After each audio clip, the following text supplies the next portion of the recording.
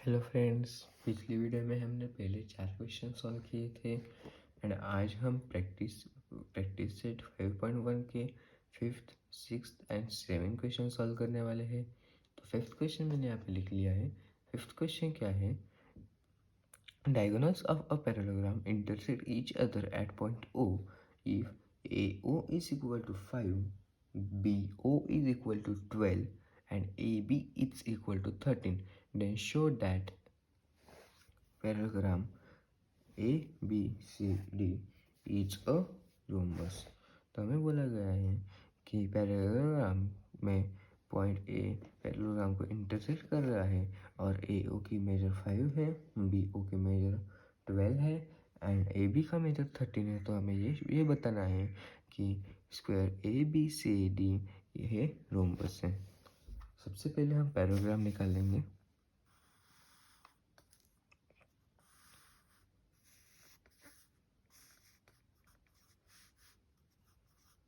ABCD ये O point intersect कर रहा है दोनों को।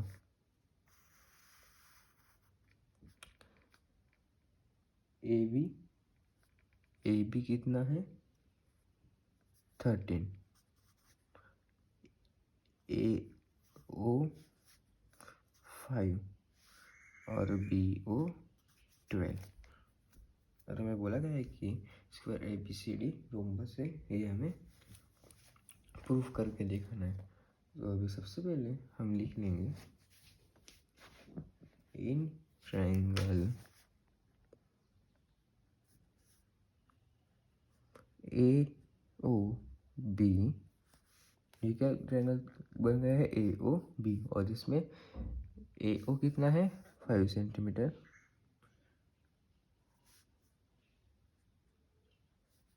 OB 12 सेंटीमीटर और AB 13 सेंटीमीटर। देयरफॉर अभी ये देखो 5 का स्क्वायर कितना होता है? 25 और 12 का 144। तो 144 प्लस 25 कितने होते हैं? 144 प्लस 25, 5 प्लस 4 9, 4 प्लस 2 6 एंड 1। तो ये किसका स्क्वायर रूट है? 13 का। इसका मतलब जब दो साइड्स का मेजर तीसरे साइड, दो साइड का स्क्वायर तीसरे साइड का स्क्वायर होता है, इसका मतलब वो क्या होता है? Pythagoras theorem. तो हम यहाँ पे लिख लेंगे 5, 12, 13 from a Pythagorean triplet। आपको पाइथागोरस ट्रिपलेट पता होगी। तो ये क्या है? 5, 12 एंड 13 क्या है? पाइथागोरस ट्रिपलेट है। तो ये पाइथागोरस ट्रिपलेट होने के बाद इसका मतलब जब पाइथागोरस का कब आता है? जब जो मिड एंगल होता है, मतलब जो ओ एंगल है वो कितने का रहता है? 90 डिग्री, मतलब वो राइट एंगल ट्रायंगल रहता है। तो thus triangle AOB is a right angle triangle।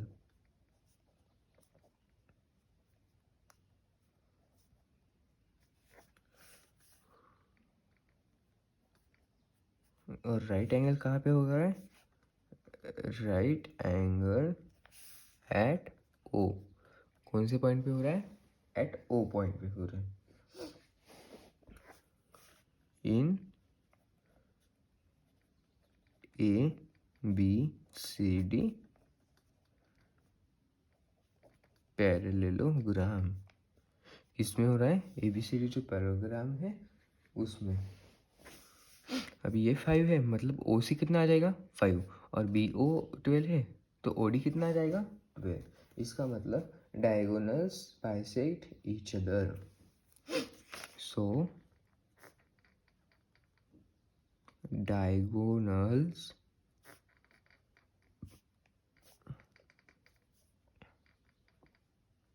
bisect each other. So अभी AO is equal to OC is equal to 5 and BO is equal to OD is equal to 12. तो अभी दोनों diagonal same है और दोनों का major 10 है और एक का क्या है 24, लेकिन AO भी सेम है एंड OC भी सेम है और OB भी सेम है और OD भी सेम है। तो इसका मतलब क्या है, the parallelogram ABCD diagonals bisect at right angle. Parallelogram में ये जो यहाँ पे जब पाइथागोरस ट्रिपलेट आया तो हमें पता चल गया कि ये जो O है ये 90 डिग्री का है, ये 90 डिग्री मतलब ये भी 90 और ये भी 90, तो तीनों 90, चारों 90 डिग्री होने की वजह से हमने ये प्रूफ कर दिया है कि ABCD नाम का पैरेललोग्राम रोम्बस है। तो हम यहाँ पे लिख लेंगे thus in a parallelogram ABCD diagonals bisect at right angle. Diagonals bisect at right angle. Hence, ABCD is a rhombus. तो यहाँ पे हमें प्रूफ कर दिया है कि एक जो पैरेललोग्राम ABCD है वो रोम्बस भी है। तो यहाँ पे हमारा 5th क्वेश्चन कंप्लीट हो गया है। मैंने यहाँ पे 6th क्वेश्चन लिख लिया है। 6th क्वेश्चन क्या है, in the figure 5.12 square PQRS and square ABCR are two parallelograms.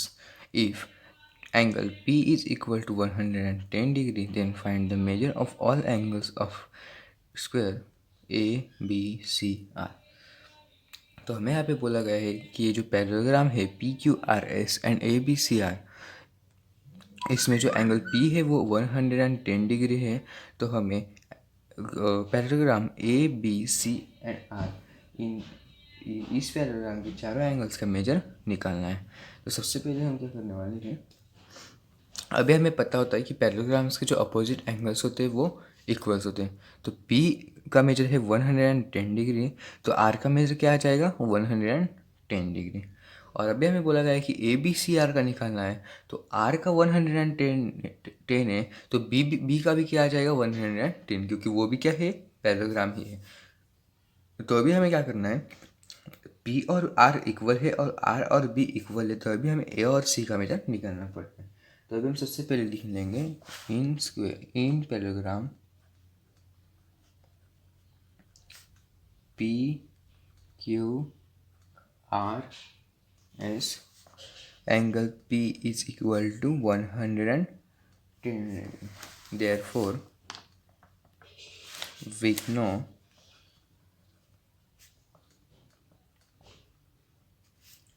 that opposite angles of a parallelogram are congruent.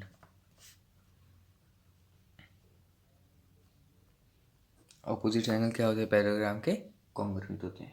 तो अभी therefore so angle P is equal to angle R is equal to 110 degree.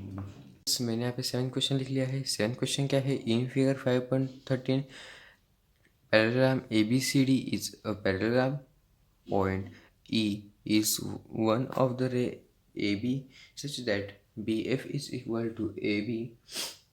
Then prove that line ED bisect segment BC at point F. तो हमें बोला गया है कि जो triangle ABCD है वो पैरेललोग्राम है एंड पॉइंट ई जो है, सॉरी, ए बी पे पॉइंट ई है और बी है इक्वल है ए बी से, एंड हमें ये प्रूफ करना है दैट ई डी बाइसेक्ट कर रहा है बी सी को पॉइंट एफ पे। तो सबसे पहले हम गिवन लिख लेंगे।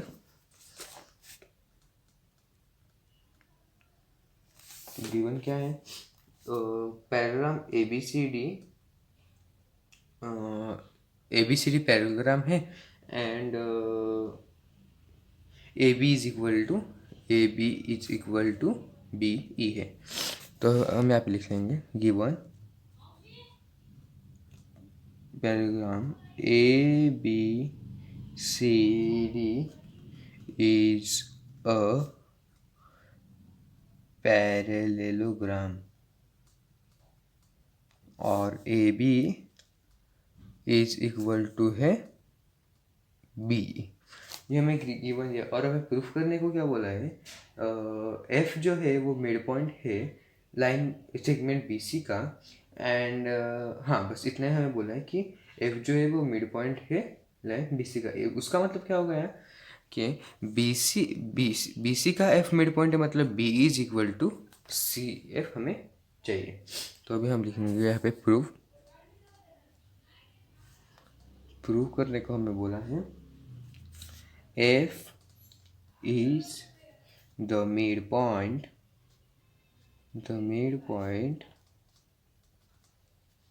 Of B C. उसका मतलब क्या हो गया? F C is equal to B F, मतलब ये दोनों क्या है? सेम चाहिए। तो अभी हमें प्रूफ करना है, तो हम प्रूफ करके लिखेंगे। वो तो हमने पहले बता दिया है कि जो square A B C D वो पैराग्राम है, तो अभी हमें उसके कॉन्ग्रुएंट लिखना है। तो अभी A B equals to B है, तो पैराग्राम के जो साइड्स होते हैं वो आमने सामने के, मतलब जो अपोजिट साइड्स होते हैं वो क्या होते हैं? इक्वल्स होते हैं। तो अभी बी सी इक्वल्स टू क्या आ जाएगा? फिर सी डी आ जाएगा। तो हम यहाँ पे लिखेंगे A B is equal to C D, और A B equal to C D है, मतलब इसका मतलब क्या हो गया कि सी डी मतलब भी बी है। तो ऊपर और हमें ये भी दिया है कि A B equals to B F B E पन है। तो हम यहाँ पे लिखेंगे A B equals to B E, A B equals to B E, और ये A B equals to B B E भी है और A B equals to C D भी है। तो इसका मतलब क्या हो गया? B A B E is equal to C D, मतलब हमें ये साइड और ये साइड सेम हो गई। तो अभी हमें क्या करना पड़ेगा? हमें ये दोनों सेम दिखाने, तो हमें ट्रायंगल लेने पड़ेगा। दो ट्रायंगल्स कौन से हैं यहाँ पे? बी एफ ई एक है, बी एफ ई एक है, और सी एफ डी, इसे दो ट्रायंगल है। तो अभी हम यहाँ पे लिख लेंगे in triangle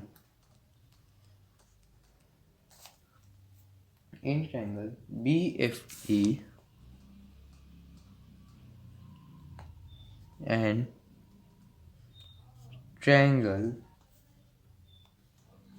C F D. अभी इसमें दोनों हमें सेम क्या है? D C equals to B ई।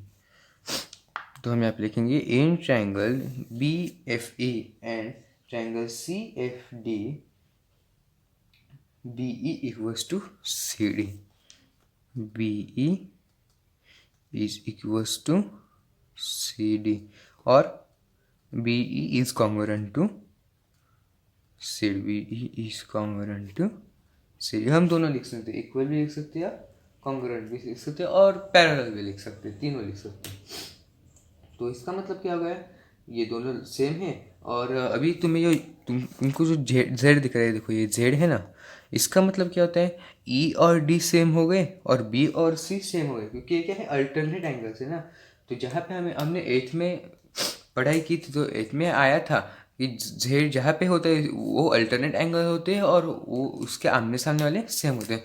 मतलब अभी यहाँ पे जेड बन रहा है तो ई और डी इक्वल आ गए और बी और सी इक्वल आ गए। तो इसका मतलब angle B E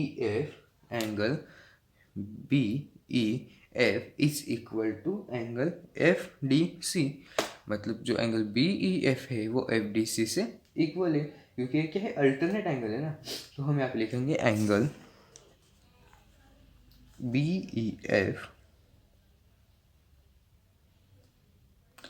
is congruent to triangle angle F D C. और ये क्या है, अल्टरनेट एंगल्स, अल्टरनेट एंगल्स। और अभी ये दोनों सेम है तो बी और सी भी क्या आ जाएगा, इक्वल आ जाएगा। तो अभी हम लिखेंगे F B E is equal to F C D. और angle F B E is congruent to angle F C D. और ये भी क्या है, अल्टरनेट एंगल्स,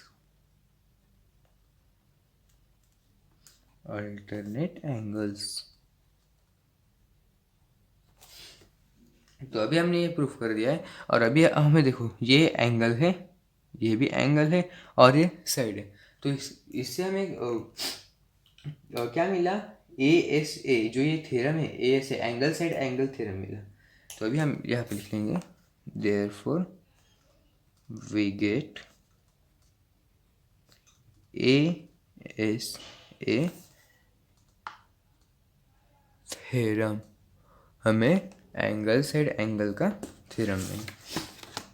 तो अभी इसका मतलब ये देखो, हमें ये भी सेम, ये देखो ये भी सेम है, मतलब ये और ये सेम है, मतलब D C and B E same है, angle F C D same है और angle F B E same है, angle F D C same है और angle F E B same है। इसका मतलब triangle A F sorry triangle B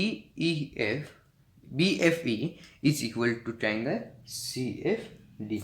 ये हमने प्रूव कर दिया। तो यहाँ पे हम लिखेंगे triangle B F E is congruent to triangle C F D. तो अभी B F is equal to आ जाएगा एफ सी। मतलब ये सेम, ये देखो ये सेम है, ये सेम है, तो मतलब ये दोनों ट्रायंगल का ये जो लाइन है वो भी क्या आनी चाहिए, सेम आनी चाहिए। तो यहाँ पे हम लिखेंगे B F is equal to F C corresponding. और ये हमें कैसे पता चला, corresponding sides of congruent triangle.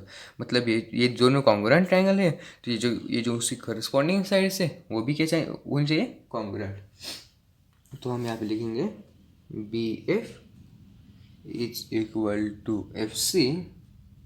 और जो हमें किससे पता चला, corresponding sides of congruent triangle, corresponding sides of congruent triangle. तो अब इसका मतलब क्या हो गया है, F is a mid point of B C. हमने ये प्रूफ कर दिया, F is the mid point of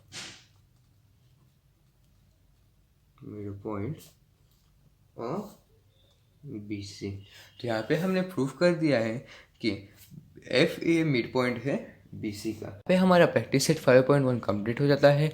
मैं अगला प्रैक्टिस सेट अगली वीडियो में लेके आ जाऊँगा। ये वीडियो देखने के लिए थैंक यू।